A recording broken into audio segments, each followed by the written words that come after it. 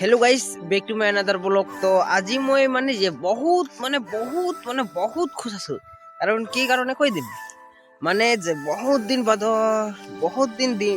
দিন মানে আমাৰ গাঁৱত বৰষুণ দিয়া নাছিলে দেই।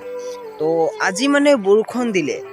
তো এতিয়া এই গৰুখিনি চাইছো ন, এই গৰুকেইটা মানে ঘাঁহ এতিয়া পানী পাই গ'ল। তো এতিয়া ভালদৰে হ'ব ন।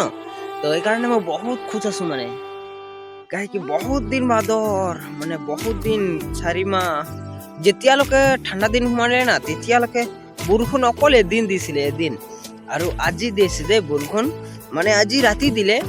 তো মই ভাবিলো এটা ব্লগ বনাই ল'ম মানে বহুত দিন বাদৰ বৰষুণ দিলে তো মনটো মোৰ বহুত ভাল লাগিলে। তো দেখিছা এইফালে ডাৱৰীয়া কৰি আছে ডাৱৰখিনি। তো আকাশখিনি বহুত ডাৱৰীয়া কৰি আছে দেই। তো কি কবি আৰু মানে বহুত খুশ। আৰু সেইফালে চাইছো গোটেইখিনি তিতা এতিয়া এইখিনি চাবি, এইখিনি চা তিতা হৈ গৈছে ন। তো মানে এতিয়া গৰুখিনি মানে ঘাঁহটো এতিয়া পানী পাই গ'ল, এতিয়া ভালদৰে হ'ব ন। গৰুকেইটা ঘাঁহ খাবলৈ মজা লাগিব।